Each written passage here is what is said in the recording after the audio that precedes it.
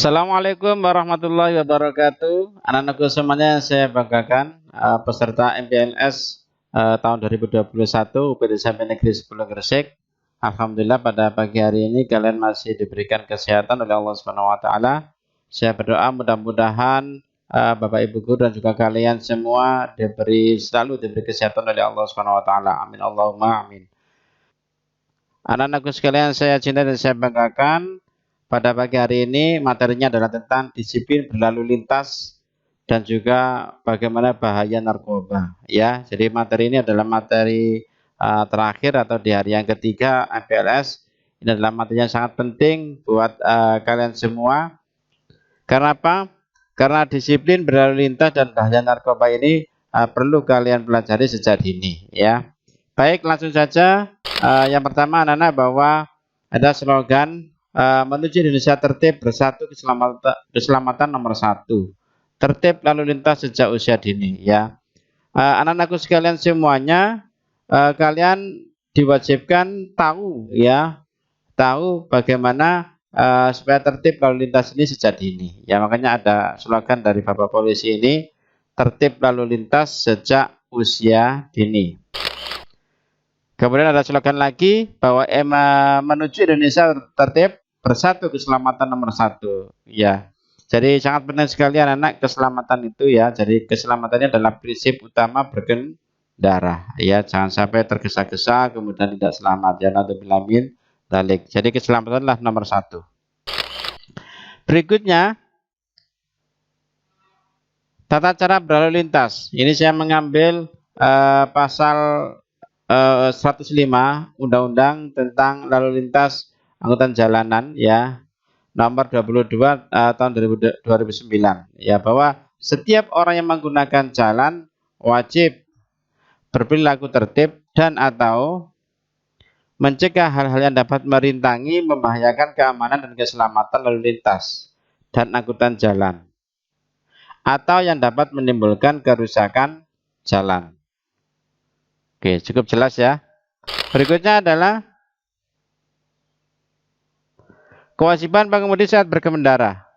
Pada pasal 106 Undang-Undang Lalu Lintas Angkutan Jalanan, ya, nomor 22 tahun 2009, nomor 1 ini wajib mengemudikan ranmornya. Ranmor itu adalah kendaraan bermotor, ya, dengan wajar dan penuh konsentrasi. Tidak perlu ngebut, ya. Tidak perlu ngebut. Yang kedua adalah wajib mengutamakan keselamatan. Nah, keselamatan pejalan kaki dan pesepeda. Jadi untuk pengguna sepeda motor atau mobil itu wajib mengutamakan keselamatan pejalan kaki dan pesepeda, ya, kita utamakan. Berikutnya adalah wajib mematuhi ketentuan tentang persyaratan teknis dan layak jalan, ya. Ini sangat jelas.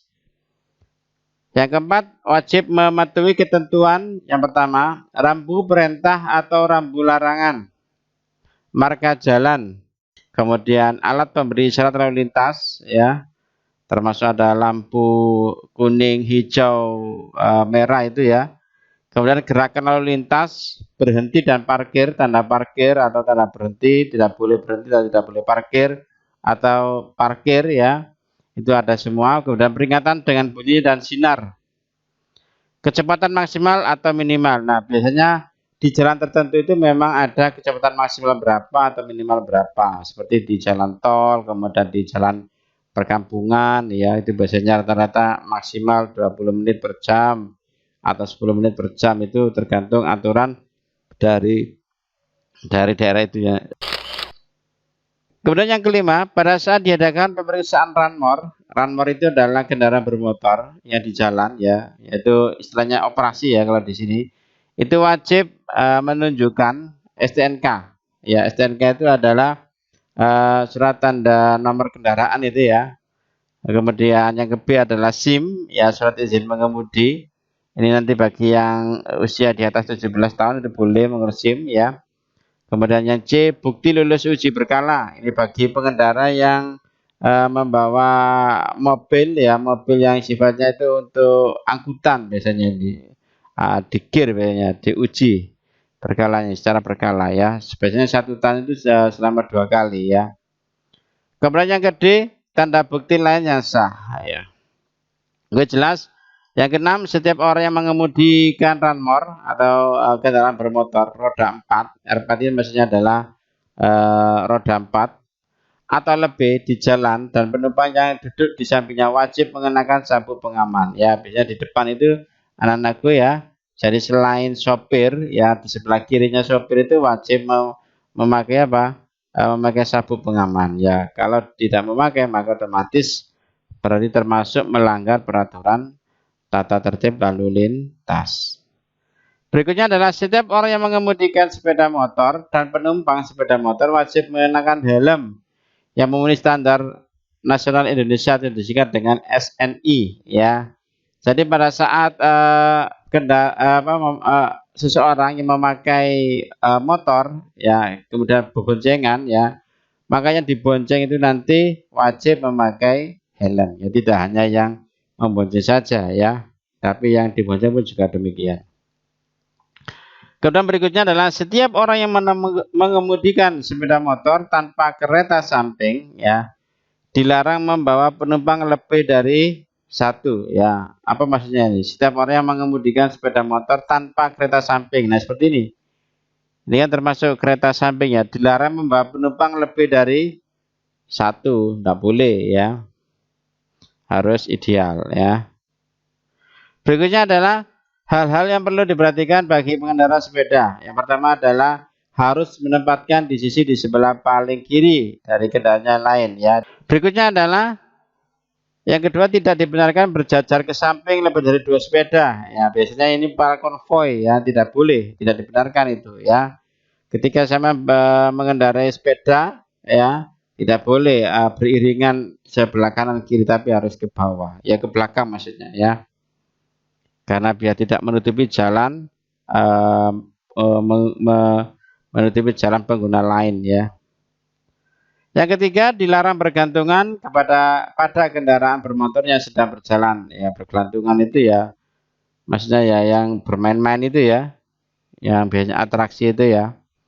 Yang empat dilarang membawa beban yang melampaui kemampuan atau membahayakan keselamatan pengendara sendiri maupun memakai jalan lainnya.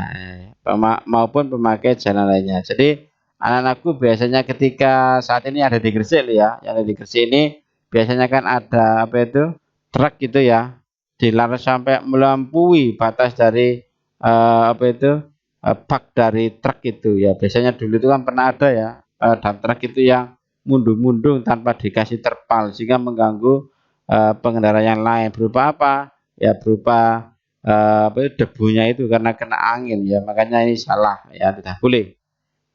Harus sesuai dengan daya tampung dari bak itu sendiri. Yang kelima, pada malam hari harus menyalakan lampu ya. Ini wajib ya, jadi lampu itu harus bisa dinyalakan ya. Kalau siang hari mungkin lampu kota saja tidak apa-apa ya. Yang keenam, harus selalu mengecek kelengkapan atau keadaan sepeda. Otomatis ya harus dicek apakah remnya tidak blong, apakah gasnya ini pun juga tidak tidak macet atau dan sebagainya ya. Nah, sudah anak-anak ya, tentang lalu lintas sudah selesai. Berikutnya adalah tentang narkoba ya. Saya ingin juga sedikit bagaimana sih bahaya narkoba itu ya. Ini yang pertama, ada slogan katakan tidak pada narkoba, no way. Ya, jadi ada slogan katakan tidak pada narkoba, katakan no untuk narkoba. Nah, itu biasanya seperti itu ya. Ada istilah juga ya narkoba ya, generasi micin. Nah, dulu itu micin yang ngetren sempat viral juga. Singkatan micin ini ya, micin adalah milik cinta narkoba. Ini sangat-sangat tidak bagus sekali anak-anak ya, sampai tidak boleh ya. Ini sebab apa? Bahaya narkoba itu macam-macam ya. Di sini yang pertama adalah perubahan fungsi otak ya. Jadi kalau fungsi otak itu sudah dijejali dengan narkoba, otomatis akan menjadi bahaya, tidak logika, tidak logis ya, dan gangguan saraf otak, maka saraf kita akan terganggu. Nah, ini bahaya. Yang kedua adalah merusak sistem kekebalan tubuh, otomatis ya. Kalau kekebalan tubuh ini nanti kita akan terganggu ya kalau sering mengkonsumsi narkoba. Yang ketiga adalah merusak sistem peredaran darah dan pernafasan. Nah, makanya bahaya sekali anak-anak ya. jangan sampai mengkonsumsi narkoba. Yang keempat adalah gangguan pada kulit dan hati, ya, berpengaruh sekali. Kemudian gangguan sistem reproduksi. Yang terakhir adalah kelak mendapat azab, ya, mendapat azab ini karena kita adalah umat beragama, maka otomatis agama apapun, terutama agama Islam itu sudah melarang bahwa narkoba ini termasuk jenis pelanggaran seperti minuman keras, ya, yang termasuk dosa besar, ya, makanya dilarang, nanti kena azab. Berikutnya adalah pesan moral dari BNN, ya, Badan Narkotika Nasional. Katakan tidak untuk narkoba. Kamulah orang yang paling sengsara di dunia bila menggunakan narkoba. Sebab apa? Yang pertama adalah teman-temanmu menjadi hancur karena sekolahmu, teman-teman menjauh karena sekolahmu hancur, ya, otomatis, ya. Kemudian yang kedua adalah keluargamu akan berantakan, orang tuamu kecewa, istrimu habis. Kenapa istrimu habis? Karena narkoba itu cenderung biayanya itu mahal sekali, ya. Yang ketiga adalah ditangkap polisi, masuk penjara, gila dan mati. Wah, sangat keras sekali, ya. Kalau sudah ditangkap polisi, kemudian masuk penjara, gila, ini sama stres, ya. Pikirannya kalut, sehingga stres, depresi, akhirnya imun dari tubuh itu, kekebalan tubuh itu menurun sehingga mati. Ini bahaya sekali. Yang keempat adalah masa depan suram, otomatis, ya, karena dijauhi dari sekolah, dari teman-temanmu, kemudian sekolahmu hancur, kemudian kamu masuk penjara, otomatis masa depanmu akan suram, tidak punya masa depan. Yang kelima adalah setan jadi senang, ya, setan jadi senang karena kebodohan kamu, ya. Ingat bahwa di dalam Al-Quran bahwa setan itu adalah musuh manusia, ya. Raihlah cita-citamu dengan menjauhi narkoba. Makanya katakan no, ya, katakan no, katakan tidak untuk narkoba. Nah, terima kasih anak-anakku. Ya, demikian materi tentang tata tertib lalu lintas dan juga bahaya narkoba. Sekian dari saya, kurang lebihnya mohon maaf.